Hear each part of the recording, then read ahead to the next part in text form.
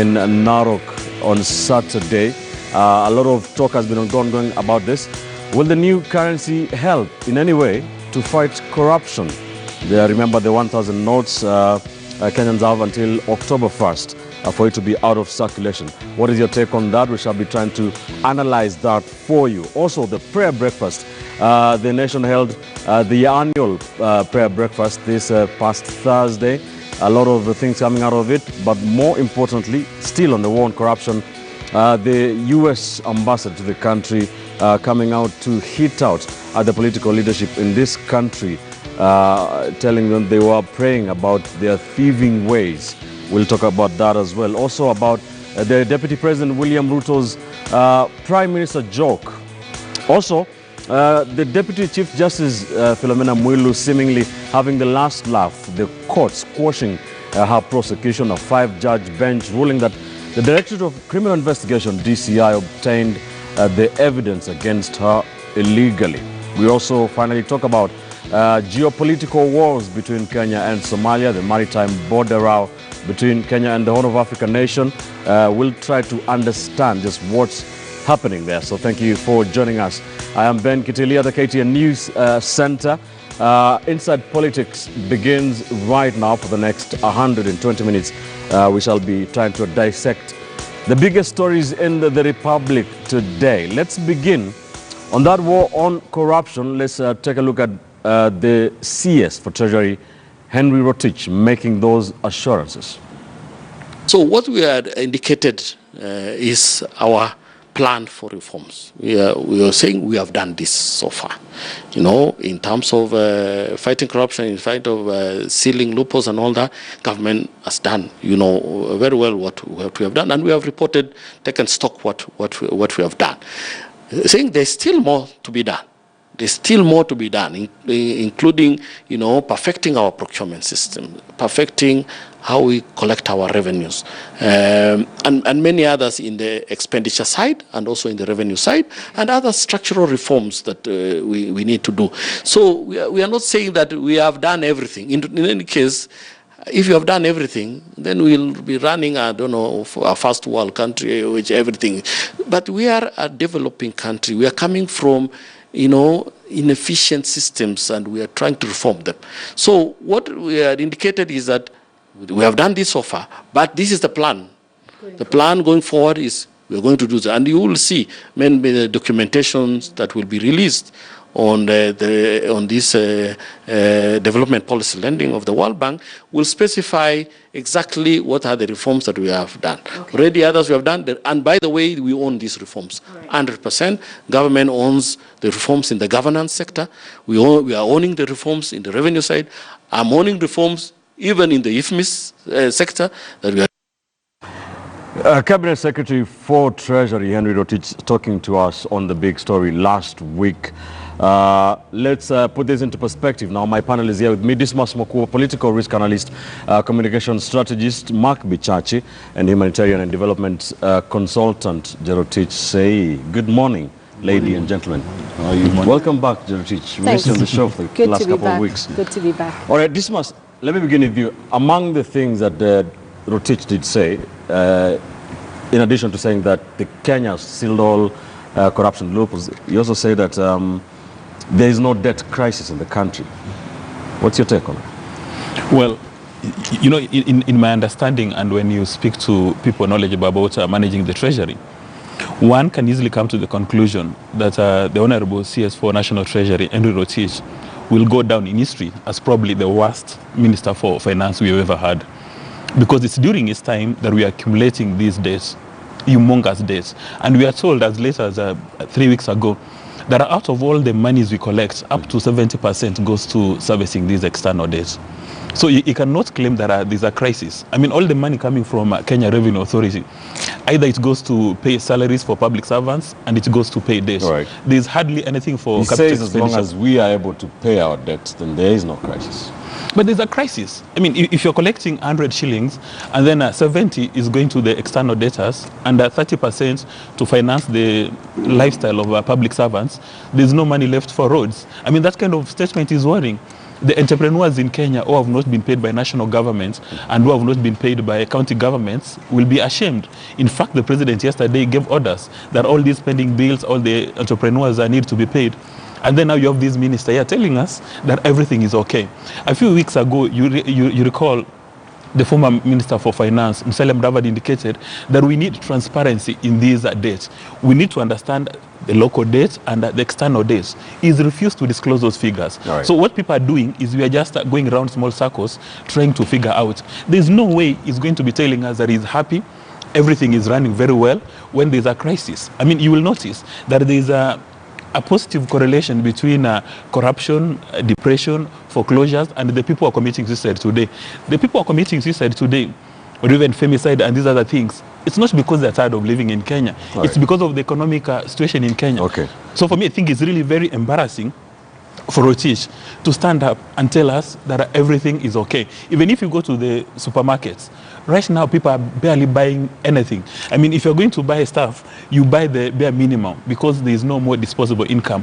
How can an economy be doing very well when majority of people do not even have the capacity to buy a meal? Right. How can the economy be doing very well when the national government itself is unable to pay the obligations? All right, before we get into his claims about lifestyle audits for public servants, Mark, Kenya has the debt stands at 5.2 trillion shillings. That's 52% of GDP.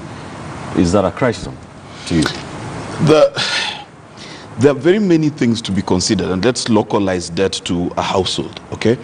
If you take a debt to buy a TV, okay, then it does not matter what percentage of your GDP as a home that loan is. It's a bad investment.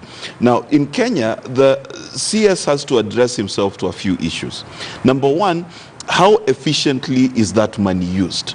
If, for example, SGR was supposed to cost 200 billion and it cost 320 billion, then you've got to address yourself to those leakages. He's also got to address himself for the last 5 years, what amount of money has been lost through corruption that was initially a debt. When you finish that, then you've got to get to the point, and this is my bone of contention with him, okay. What's the plan? What's the plan? Because if you have a plan as a family to take a debt to start a shop so that you can supplement your income, then you are headed in the right direction. If you take a loan to start a side hustle, you're keeping chicken somewhere in Syokimau, then you have something to talk about. But as a country, the things we are investing in, Kenyans are worried when they see in the paper and it says that SGR has reduced its expected revenues from 10 billion, which was at a 2 billion loss already, to 5.7 billion. Those are the things he needs to address himself to and tell us how is he going to fill that gap. Without that, whereas I must commend him honestly for trying to show up confidence and giving a sense of we are headed in the right direction, but he needs to push the gauntlet a bit further and take it home for us and explain to us that as a Kenyan, the benefits you can expect are X, Y, Z in lieu of the debt that we've taken as a country. When that calculation is not making sense, we'll keep poking holes, and we'll keep poking holes because every time I go to the supermarket and 10,000 shillings does not buy what it used to buy last year, I will blame him. Every time I go to the pump and filling my tank costs more than it did last year, I will blame him. And then every time I see in the paper that there's been corruption, I will blame him. So what he needs to do is tighten that thing, and also he needs to tell us what is his long-term plan. What is the benefit when we are building a road from here to Mombasa, which the Americans have suspended? But if when you're building that road, how is it going to affect my bread and butter? So you can justify to me and say, I have to tighten my belt for the next 5 years, but my children, my children's children will live in a Switzerland of Africa. Okay. Ben, I'm very surprised that Mark Bichache is very happy that Rotich is confident, expressing confidence when he's lying to the nation. What we said last time, he's used the example of a household. When as the head of a household, you go for an overdraft to pay for a water bill. Maybe your monthly budget is 100,000 for conversation purposes, and you're taking an overdraft to pay a water bill which is 1,000 bob, and then you are confident, your face is glowing, then you know you are misleading the nation. So I'm actually surprised that Mark Bichachi is happy with that position. No, let me explain why I'm happy with that position. One of the key tasks of the Minister of Finance is to develop economic confidence. It is economic confidence that allows investors to come in. It is economic confidence that allows people to spend. So whether he's lying or not, he's doing his job. Because even in the height, the year before the economic crash in the United States, what was the secretary in charge of finance, what was he doing? But is that a best practice? You see, the thing is, you've got to have... Let me rope in, Jerotich, as you respond to these two gentlemen. There's a city marketer, Stanley Karanja, who wrote and says, Rotich has managed to take Kenya back to the Nyayo era of World Bank loans and structural adjustment programs. They have undone all the work Kibaki did on our economy. What's your take on this? You've spoken about begging missions. Oh yes, the begging safaris seem to be yielding deeper and deeper debt for Kenya. But you know, I just want to put it out there. When CS Rotich is talking to us about graft loopholes being sealed, it's like a thief giving us a status update on the state of theft in a particular place. And as far as I'm concerned, even though he may, as Bichachi is saying, not be he's reporting or doing what he's supposed to be doing, at the end of the day, he may not be the high priest, but he's definitely one of the altar boys. Let me ask you, why hasn't he been arrested? He's a suspect. He was called in around the dams, the Aror Kimwarer dams from my home county. Right. Maize, sugar, dams. There was an energy loan of $1.2 billion approved from China. Why do we have a CS who presides over the plunder, whose budget is filled with goodies laden for the cartels? We have somebody who is ultimately utterly corrupt, and we are allowing him to fool us into believing that we are okay. Does he not understand that the type of debt that we're in? In fact, in 2016, I remember there was an amnesty for people who had money out of the country, and about 1 trillion shillings made its way back into the country. Where is that money? Is it those 1,000 shillings we're talking about? Is it in circulation? So it means that there's still about 14 trillion out there. And so every time we are being lied to by our regime, through the mouth of CS Rotich telling us that everything is okay, please understand that capital is flying day in, day out. And I don't care about shoring up confidence. It does not help me, and I was very amused to listen to the men talk about household Kadogo economy, because usually that is left if you gender it to women. And I understand very clearly myself as a mother, and as somebody who does the shopping and who understands where my shilling goes today, that we are doing extremely badly in Kenya. And all I can say is, while DCI and ODPP are running around doing their showbiz, they need to arrest that guy and question him. And when you look finally at the way he did that... record statements at the DCI. He did record a statement, yes, but he's still allowed to sit out there and tell us that everything is okay. So whoever he's altar boying for has really enabled him or empowered him to drive this country deeper into debt on his watch. I would beg to differ. And the reason I'd beg to differ is the DCI is on record to saying that 3 CSs are likely to be implicated and prosecuted over Kimwarer and the other dams. Why is it still in the budget? Why are we being asked to still release money for Kimwarer and Aror? So what if you indict and arrest and bring them in? At the end of the day, this money will be passed, it will be paid out, it will leave and join the 14 trillion out unfortunately, government is a going concern. Okay, let me give you an example. If you get married and your wife is a thief, okay, and you know out of every bale of unga you buy, she will steal 2 and send to her mother. Because of your children, will you stop procuring unga? You can't. The governments work the same way. This is why we must always make sure we have the right people at the right place. So I do not support that every time there is corruption, we should pull out our projects. What we need to do is to prosecute and punish those who would mess around with the government and the resources of the people. What about the funds? And that's the prosecution. Even NYS, every single heist we have looked at in this country has even one shilling trickled back into our Actually, coffers? yes, we have about 2 billion shillings that has come in. Out of- that is out by of trillions. that is from, yes, but that's a start. It's better than zero. And what I'm doing here, I'm not saying that we don't have a problem in this country. I am saying that we need to begin to look at it categorically and look at it differently. Because if we don't, we will find out that we are not sealing the loopholes because all we're doing is complaining. For example, one of the laws that I have asked for this country to have is civil forfeiture laws. If today a civil servant has a car and he cannot legally explain to you where he got the car, then that car should become automatically property of the state. Yeah, we have Those it are for Kamla. All We right. have all those of those them. are All right, the Mark, do you issues that believe- we need to implement. We have Do you it. believe the Rotich is the right person? And do you think the government has sealed all corruption loopholes, like he's saying? Well, World Bank? for me, let me first set the standard of the right person. Ethiopia, which is just north of our border, has grown at 8% to 10% GDP growth per annum. Okay. Number two, its debt has remained relatively stable. Number three, its inflation has remained stable. Right? So let me set that as the bar. So if that is my bar, then Rotich has not been the right guy. Right. And the reason he's not been the right guy is he's not been able to solve the challenges of this country. He's not been able to tackle corruption and making sure that the IFMI system is able to deliver. So he's supervised a system that has failed. And as I've talked here before, I do not understand what someone needs to be done to be fired in this All right. country. Rotich also told the World Bank that all public servants have had lifestyle audits done on them. Obviously, he was lying, and he was not addressing the World Bank or the IMF, because the World Bank and IMF were created after the Second World War to ensure that we are going to have a global economic stability. So even before Rotich sent out his statement to the World Bank and IMF, the World Bank has got a very superior understanding of what is happening in Kenya. I know for a fact they've got unlimited access to our books. So when he writes a statement and he says that they've sorted out the corruption loopholes and everything is sorted out, of course they know it's just, for lack of a better word, it's just misleading them. They know it very well. The only reason why World Bank and IMF would come to our rescue is they know that Kenya is very key.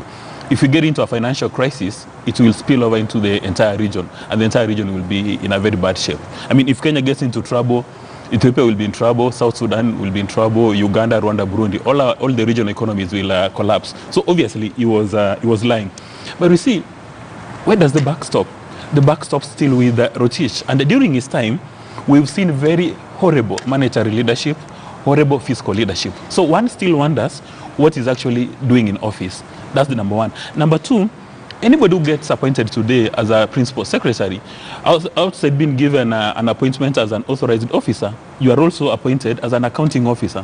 Who gives you the position as an accounting officer? Is the Treasury. So essentially, the buck stops with Rotich. For me, I'm still unable to understand why President Kenyatta has not yet fired Rotich. I don't know what Rotich knows that he cannot be fired, because the economy has been going down the drain for the last 7 years. And the person who has occasioned our economy to go down the drain is still in office. How do you expect somebody who has been digging a hole for Kenya, that we cannot afford meals anymore, we cannot afford anything, and then you expect him to get us out of that mistake? You remember what Einstein and Bill Clinton said about insanity. We are doing the same thing, with same strategy, same people, and expecting different outcomes. That is never ever going to happen. My expectation is, if for some reason Rotich knows a few things that he may spill the beans and maybe implicate his bosses, let him be transferred to some ministry without portfolio, that he remains in the cabinet, but we get somebody else at the Ministry of Finance. At the very least. That's a question. Yeah, that, but let me just clear that point. Yes. And our cabinet secretaries, they've been immunized from Kenya. They do not live in Kenya. They've got the right of way. When they're in the morning, when you meet them in traffic, they're always in a hurry. So you wonder, in a hurry to where? Now, Rotich must create time sometime today and visit some establishments, not the upmarket restaurants. Just go to the normal restaurants and find out that people are depressed. People can no longer afford to buy. Like I know Bishache loves a pepper steak. I don't know whether he's able to buy it, but he'll discover that the waiters or waitresses, all of them are very attractive. And because he read economics, he'll know that the hot waiter index has come in. People are really struggling. And then he now has the guts on national TV to look at us in the eye and say, everything is okay. How can everything be okay? Even the deputy president admitted the other day that people are going to school barefoot. So how can it be okay when people are barefoot? All right. It's a question Kenyans have asked a lot. Why has the president not fired Rotich? What is your explanation? I would also ask, why hasn't the president fired Macharia, Keter, Karaoke? There are so many CSs who need to be gone like yesterday. So for whatever reason, this unholy alliance of thieves have found themselves banded and bonded together, we will not know. And that's why when we trickle it back up, the buck stops with the president. So I hold him fully, ultimately responsible as the chief accounting officer of Kenya. And when we talk about macro and microeconomics, I'm glad that we are bringing it back down to basics of, can you afford milk? Can you afford electricity? Can you pay your school fees on time? Even if you're driving a big flashy car, are you putting 500 shillings in it, or unasema jaza? These days people are putting 200 bob and hoping to get to the next point. So it doesn't even matter what you look like externally, everybody is suffering. And I just want to say something. The only way to understand that Rotich is clear that he has sealed those loopholes is you have to look at the budget. You look at last year's budget, you look at this year's budget. If you look at the PPP allocations in the trillions over time, if you look at procurement, that is still very fusty and musty and you cannot see what's going on, you know for sure that there's no reform whatsoever, and everything they're talking about is cosmetic. These little loopholes here and there, firing a small procurement officer here and there, that is not getting to the heart of the matter. So to answer your question, I have no idea, besides the fact that I believe they are all in it together, and that's why the president cannot fire Rotich. Let's be careful. Okay, and today let me be the one who throws in the spanner in the works. Number one, if we are saying that the president, the deputy, all the CSs are a cabal of corrupt people, then we are also telling this country we have no hope. And then we are also telling this country that the fight against corruption is fake, that the roads they are seeing that are coming up do not exist. The truth of the matter is this country does have some good news, and it has a lot of good news. And we have to make sure that we do not throw the baby out with the bathwater. We need to be very careful, because true, debt has ballooned. It is also true that we've prosecuted more people than we've ever in our history. It is also true that there's been corruption, right? But it's also true that we've curtailed a lot of that corruption. And if we do not have a balanced, objective view on these issues, then this depression Dismas is talking about is going to spiral out of control. We must be the kind of people who can give credit where credit is due and be willing to give Kenyans the hope that is there. And the hope that is there is whether this fight of corruption is going perfectly or not. It is a war that has started. We can't afford to paint a rosy picture where there is no. I'm not asking to paint a rosy picture. I think Bichache, like Rotich, is in utopia. He says there is a public lifestyle audit for public officers. Where is that audit? Where are the results? Number one. Number two, Bichache indicates that corruption has been a success. What are the conviction rates? If you go to Singapore, between 2015, 16 and 17, the average success rate is 99%. Have you seen it in Kenya? Number three, Rotich says that he has sealed corruption loopholes. Have you seen those loopholes? Because of time, let me run this up, but I have one more question. There's this thing Kenyans have been talking about ever since the president launched the new banknotes. A lot of people have been saying this is aimed at helping fight corruption. There are people who have billions and hundreds of millions stored in houses in sacks. Do you think this will help in the fight against corruption? This was quickly. There's a drop of water in the ocean. If you want to fight corruption, you detect it, you stop it, and you arrest the culprits. And you know, when they launched the currency, or rather the coins, they gave a warning sign to everybody who had money in their sacks that very soon we are going to launch the currencies. It's only a stupid looter who would still be having that currency in his house. All right. Mark, what do you think? Well, the thing is, you can only measure it against what happened in Idi, which was a mixed bag of results, if anything. A lot of poor people suffered because they did not have bank accounts to change, the queues were long, the economy was in chaos, and if it was any other hard currency, this world would have seen an economic crash. However, how it's been done is, number one, it's not an emergency, so you've got 3 months to sort yourself out. Number two is it's done in a very reasonable way. Now, will it help fight corruption? I'm not sure. Because I have heard rumors of people who've built houses and hidden thousands of shillings under those houses. If that is the truth, then yes, it will help bring a lot of that money into circulation. Right. Even if the people have to find ways of getting it in, but they'll put it back into circulation. However, if they have been given enough warning and they since transferred their money to Switzerland, put it in dollars, euros, and whatever, then we could still be in trouble. Zerotich? Yes. This is the biggest misdirect south of the Sahara, as far as I'm concerned, because it is not my shillings or your shillings, which I don't have very many of, being hidden under my mattress that will make the difference between ending corruption or not. We are talking about trillions. How many zeros are after trillions? And I don't know whether we have those trillions sitting in people's vaults and under houses and in mattresses. So this is a misdirect. This is a mafia state with the banks as the clearinghouse ultimately. And if we were really serious about curbing corruption, we would use, since Pokamla has failed, we would use things like RICO. And we used RICO, brought the FBI in to begin to look at some of these things. Since the Europeans and Americans are our allies in the fight against corruption, we'd be able to find ourselves in a position where we really see where the money has gone. Okay. But for now, those thousands floating around in the economy, that is just cosmetic. Okay. That is a smoke screen. Let's take a quick commercial break here on Inside Politics on KTN News. When we come back, we shall be staying with this story, but taking it to that annual prayer breakfast that happened last week, where the U.S. Ambassador Kyle McCarter on Thursday said Kenyan leaders are praying and asking for forgiveness for their sin of thievery at the 17th Annual National Prayer Breakfast.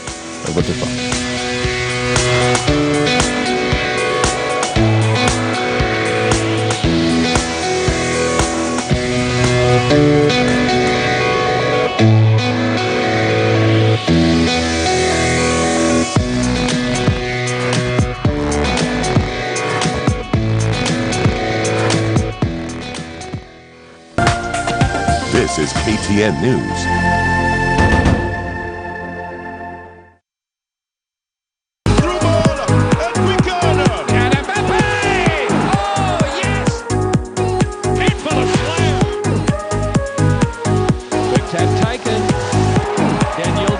Rugby needs a lot of help. It looks like there's no change. It's a status quo. Young man, I'm very happy for you for winning 20 million shillings.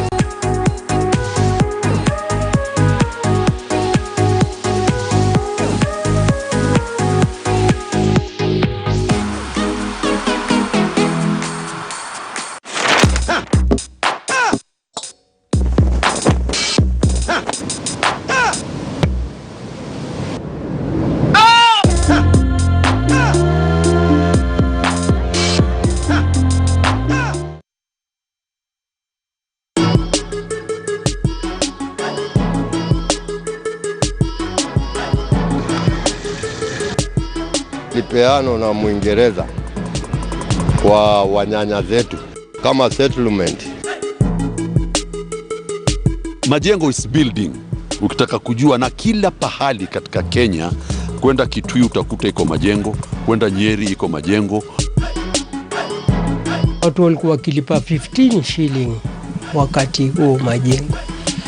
Sasa majengo inakuwa yalipwa 2,000, 3,000.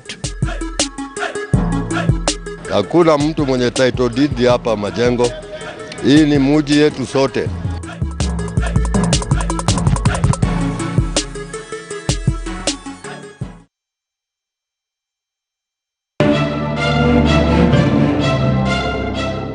Malimwengu ya siasa ni kamba ya mvutano baina ya wadau. Demokrasia husukumwa kwa hulka na idadi ya wafuasi. Mipaka ya mataifa hutofautisha ama kuanisha siasa katika kanda. Wahusika katika siasa wana nyenzo zao katika viti vya utawala. Vivyo hivyo, jinsia ni kiungo muhimu katika siasa za kimataifa. Ndivyo ilivyo katika siasa za kanda. Kila Jumapili saa 11 hadi saa 12 jioni saa za Afrika Mashariki katika KTN News.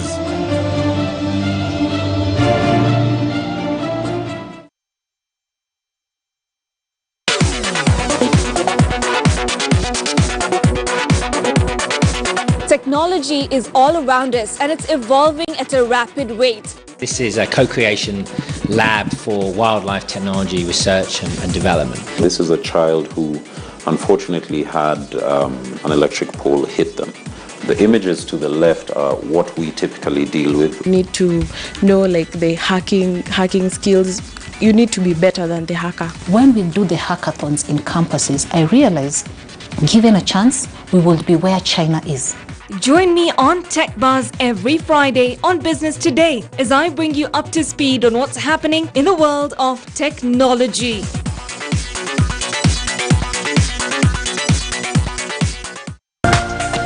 This is KTN News.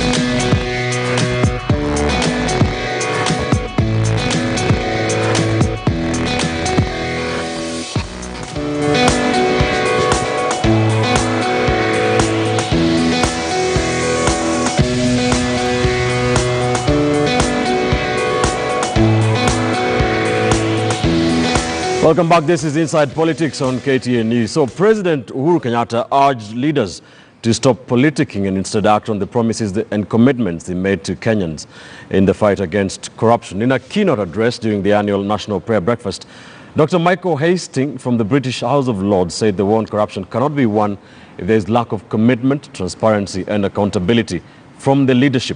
Deputy President William Ruto reiterated the government's commitment and full support for the multi-agency anti-corruption team. Here's Patrick Amimo.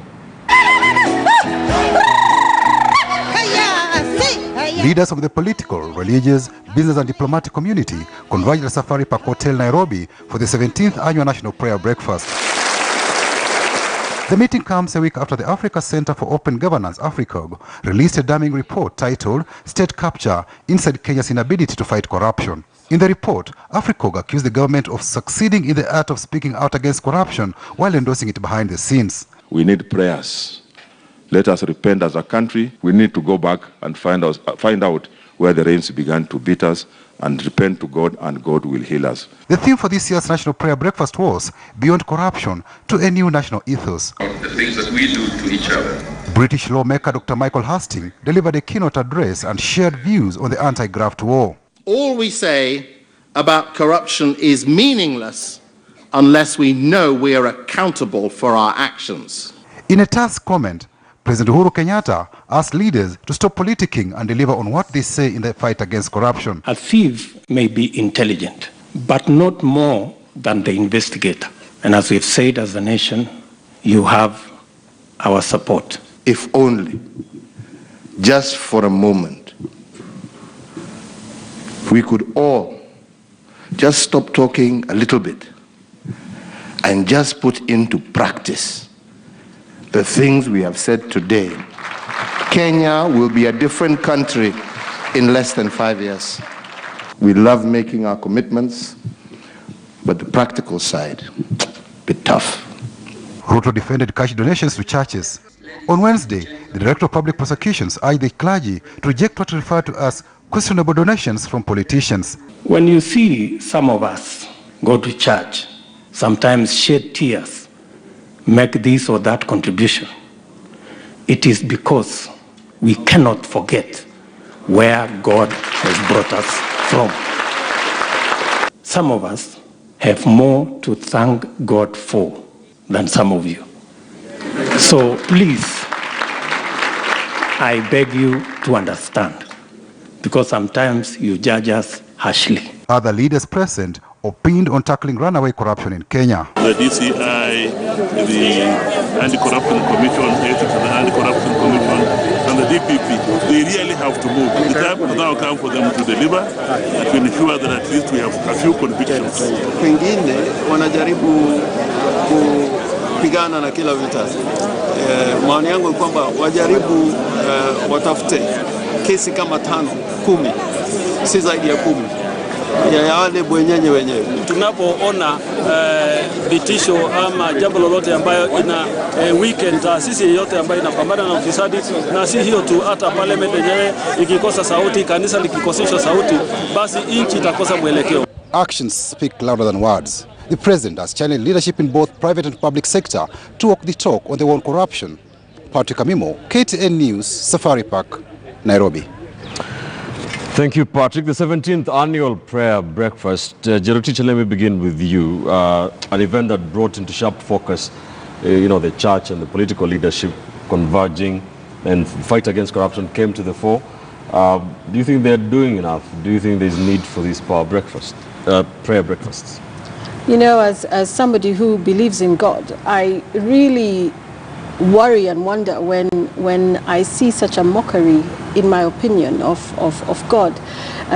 People arrive and they speak piously and holier than thou and repenting in a spirit of repentance around what they want to do with the theft that they themselves have perpetrated. As far as I'm concerned, I said if there was an act of God that struck that entire space down, we would have lost 90% of our problems in Kenya in terms of who has stolen money from the people of Kenya. So, as Father Gabriel Dolan very aptly put it on that particular day, this is just another annual gathering full of hypocritical messages and not a single reference to poor people. Unless you are talking about yourself, like the Deputy President referring to the Poverty Olympics that he seems to be eyeing the gold around, where he talks about himself and himself having been poor. But I never in that breakfast had one serious reference to making a real difference in the lives of the Kenyans whose lives are being absolutely negatively affected by theft and corruption. So as far as I was concerned, it was another waste of taxpayers' money. By the way, we are paying for it. We pay for that event. And I just really wish that at the end of the day we would stop talking about corruption because they don't mean to. And one last point. Last year, they were hugging and kissing and making up and asking for forgiveness. It was Raila, Uhuru and Ruto, and they were talking about if I've wronged you, if I've harmed you, I want to say sorry. This year, they have their gloves out and they're punching each other left, right and center. What type of childish, misdirecting play is this? Instead of talking about the real issues that are affecting this country, it's an opportunity to bring still the Tangatanga, Kieleweke 2022 rubbish to the fore. So as far as I'm concerned, these guys are not serious. They have never been serious and they will never be serious because they have underestimated the level of anger that currently exists in this country. They are mismanaged by their teams. They are told all is okay. So they make it a nice sparring match and we spend the next 10 days debating and discussing and dissecting who said how, what to who. But ultimately, the real issue of corruption and theft has not been tackled, and I do not see it being tackled by the same people who are perpetrating it. Mark, what is your analysis of this prayer breakfast? First, let's start with the term prayer and ask the question, which is the prayer that God accepts? Let's be clear. Because God does not accept every prayer. Because Proverbs 15 verse 8 says, the way the sacrifice and the prayer of the wicked is an abomination, hateful and exceedingly offensive to the Lord. But the prayer of the upright is his delight. So my question is, by admission of the president, how many upright people were there? So when you are stealing from the country, because the president said that the people who are attending that meeting were the people who needed to change and do what they are praying about. So how can you be the perpetrator of the crime and be the one praying for the nation? My question is, one, what is your qualification to pray then? Then two, which God are you praying for? Are you praying to the God of corruption? Because that one will hear you. Are you praying to the God of impunity? That one will hear you. But the God of heaven, his ears are shut to the people who practice the same vices they want to repent on. Number two, the scripture they like abusing, and let's correct it. If my people who are called by my name will humble themselves and pray, I will hear from heaven and I'll heal their land. Wrong. It says, pray and turn from their wicked ways. If there is no turn, there is no healing. Kenya, you can pray 17 times every year. You're not going to heal for as long as you do not turn from wickedness. All right. We cannot be a wicked people praying. Thirdly, when Zacchaeus met Jesus, and allow me to preach a little bit, he was a corrupt official of the government. The first thing he did was to return the money he had stolen. And then Jesus told him, today salvation has come to you and your house. So you cannot stand there and tell us, let us turn our ways, when we've not seen a single cent voluntarily returned by the same people the president accused of the crimes we are repenting for. So as far as I'm concerned, in my analysis, there was no prayer because God didn't hear it. Number two, this land is not getting healed because the thieves have not restored what they stole. Lastly, Kenyans, can we stop praying about things we can stop doing? What are you praying about? If I can stop slapping you, why am I asking God to stop me from slapping you? The truth is, this country has people who abuse church. And let's also be very clear about this abuse of church. Number one, heaven is not entered by tithe or by offering. There is no thanksgiving that God receives from the hands of a thief. Let's be very clear. So please stop using the church as a money laundering outfit for heaven. It does not work like that. And we must separate and create a distinction between the people who have character, which our kids should emulate, who are allowed to go give testimonies in front of church, and the kind of corrupt, inept thievery that we allow to dance and interrupt sermons because they have something to say. All right. And to just add to this point, the U.S. Ambassador Kyle Makata tweeted about this, saying Kenyan leaders are praying and asking for forgiveness for the sin of thievery at the 17th Annual National Prayer Breakfast. What a good start to take the nation on the path of prosperity the Wananchi deserve. We must all do our part. Very sarcastic tweet there, Dismas. Was it over the top or was it deserved? Well, you know, the American ambassador, Kyle, has been calling a spade when you see his tweets. But there's an expectation that he should take it to the next level. He should stop at tweeting and start breathing fire like we used to do Smith Emston. But when you look at that prayer meeting, there are three things which come into play. Number one, I'm not much of a man when it comes to the Bible, but I'm not aware of a prayer breakfast or a prayer meeting where you only go by invitation. The 3,000 people who were gathered there only went there by invitation. So if you don't get an invitation, you are not allowed. Early on in the week, I got somebody who had an invitation for that meeting, and he was busy asking his PA to ensure that his business cards were ready. So as far as he was concerned, he was going there for networking purposes. There was no prayer. And if you notice the proceedings from A to Z, there was not a single sermon by a man of the collar.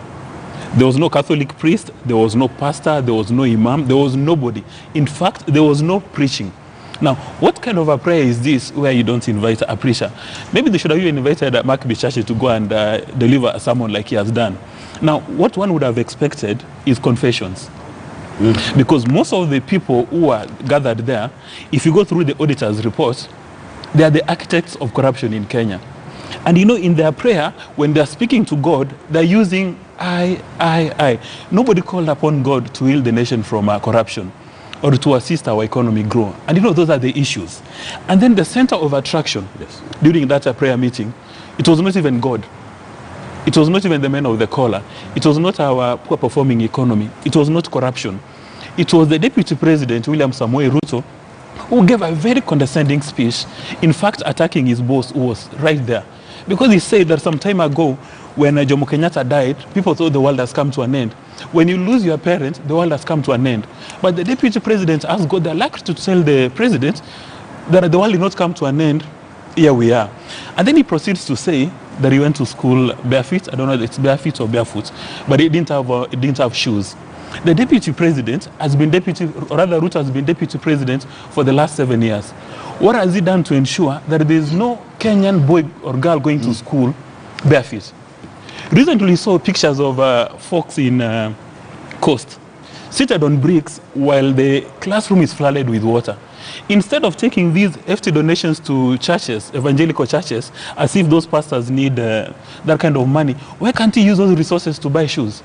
For me, I found that thing to be a mockery, the entire session.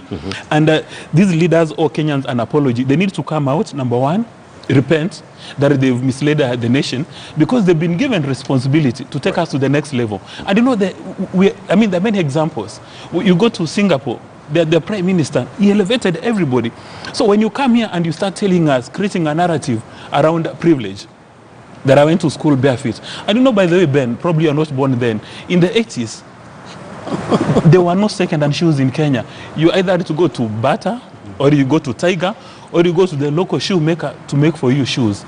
So for the deputy president to tell us that he went to school barefoot, that again is a lie. But in any event, he says the father had cows and chicken. So at least they had milk in their homestead and they had chicken. How many people in Kenya today would kill to have a cow? Yeah. How many people in Kenya today would kill to have a chicken? And then you are in a prayerful meeting. Why do you convert it into a political rally? And as I finished, the joke he made about the Prime Minister, again, I was surprised that the ODM folks lost their cool. I mean, it was just an easy joke. Right. But instead of the ODM lieutenants using that time for constructive purposes, they called a news conference in a hurry. Now, that tells you that the kind of leadership we have in Kenya is lost.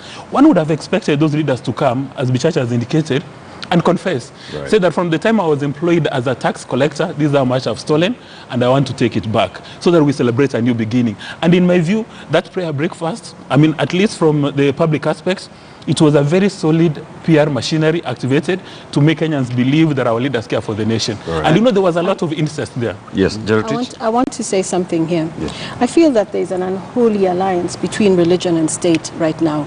It is used to mock God. It is used to mock Wakenya. There is no one standing for the people. And I want to make something very clear.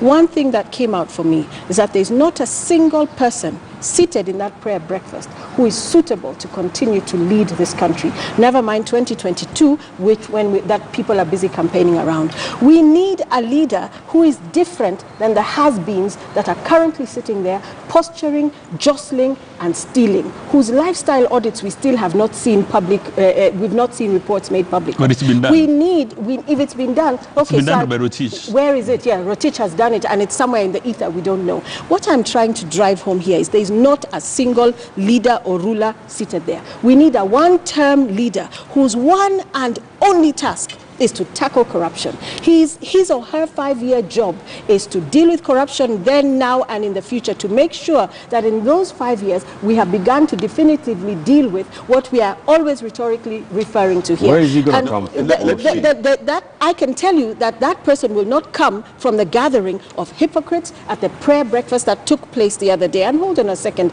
because I feel that you're such an orator that you take over from all of us. So allow me to land. You know, when the president talks a lot about corruption and fighting and ending corruption, right, it's like the Champions League final yesterday. It's like pundits, experts, everybody talking about what will happen. But you don't know what will happen until the match is actually played. And it is only after the match is played that we say, oh, so and so won, Liverpool was better than Tottenham, etc., etc. We are waiting for this match to be played the way we have anticipated finals for decades and decades. And since 2013, President Uhuru has been the expert and the pundit telling us how finally he's going to tackle it, but the match has not been played. Until the match is played, we are doing nothing. We are just fodder. We are pushing and peddling positive messages, and we're trying to be objective, and we're trying to say things are not bad. I cannot be objective, and I will never be objective so long as children are dying and children are not in school, so long as I cannot buy milk, so long as I cannot pay for my electricity. I refuse to be objective. Call me emotional, call me hysterical, I don't care. But we have to address it. And we should not be esoteric and complex. Theft is theft is theft. And nobody in that prayer breakfast deserves to lead this country. Well, she refuses to be objective and positive. That's fine. That's fine. But for me, what was critical is the president set aside his speech and he spoke of two things. He spoke of South Sudan, and he said of peace, which is correct to pray for because he's not president of South Sudan, so he can only pray that the South Sudanese do the right thing. Then he addressed himself, to the people gathered there.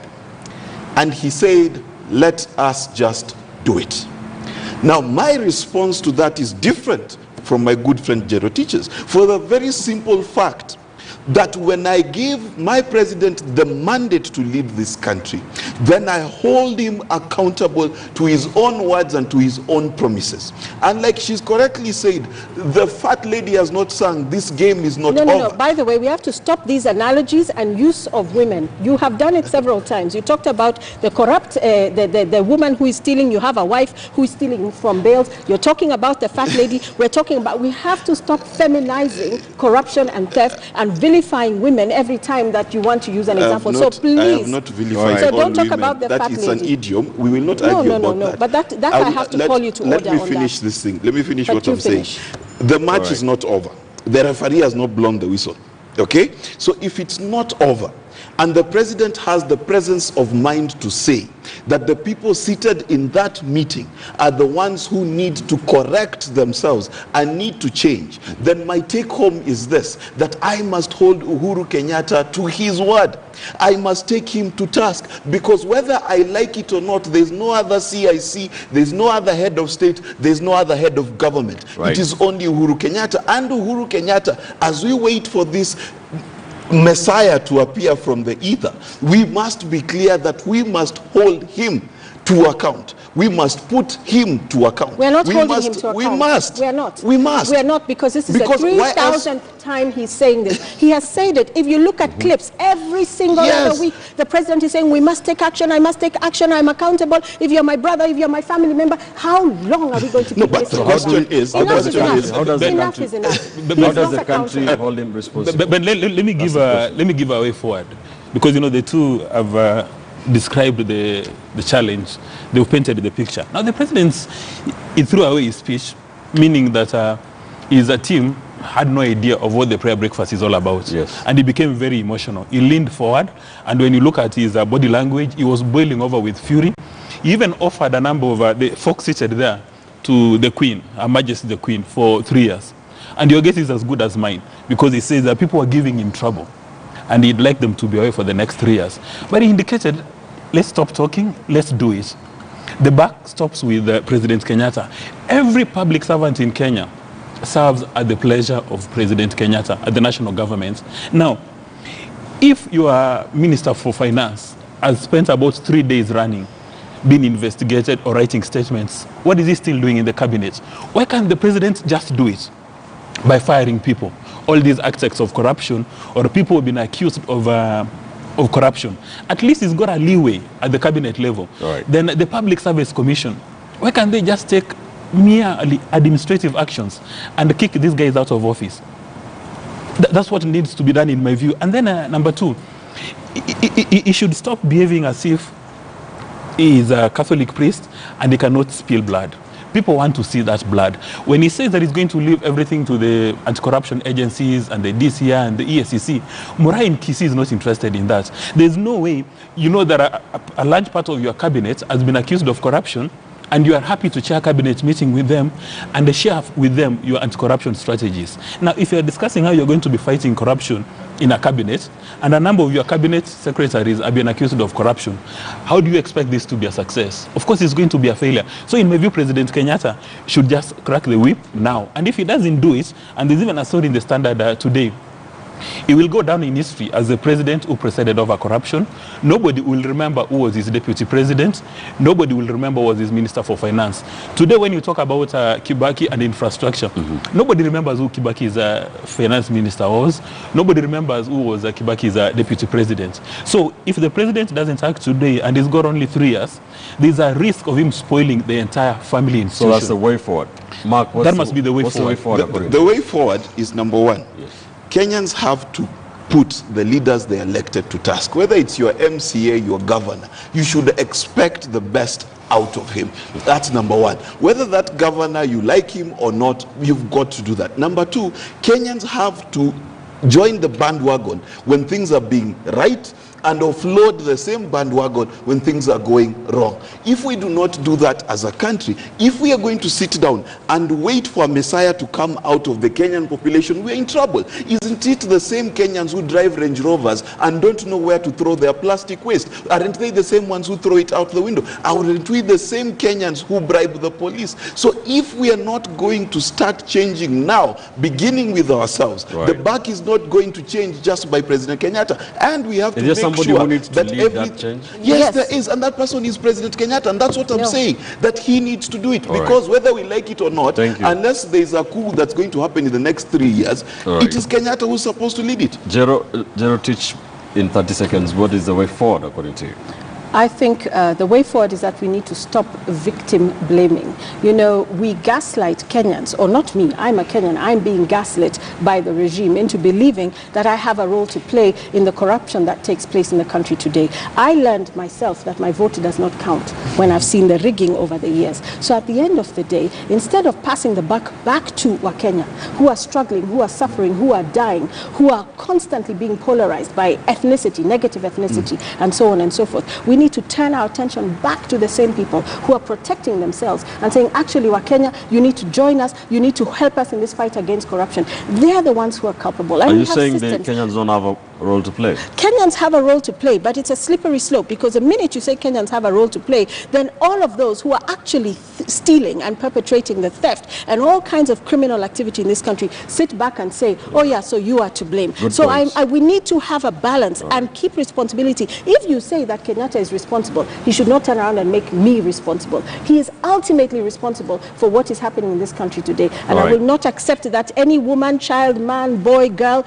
struggling and suffering is made to feel that they're the ones who have put themselves in the situation that they're in today. All right, the conversation continues, the fight against corruption. We shall see what will be happening in the 18th prayer breakfast in 2020. But those are the views. That's what's happening. Keep the conversation on going on our social media platforms. On Twitter, the hashtag is Inside Politics. Let's take another quick commercial break here on Inside Politics on KTN News. When we come back, we shall be taking a look at the Deputy Chief Justice Philomena Mwilu having the last laugh, being the prosecution being stopped, 5-judge bench quashing that prosecution, saying the DCI obtained evidence illegally. We'll also talk about the geopolitical row between Kenya and the Horn of Africa nation, Somalia. We try to understand that better.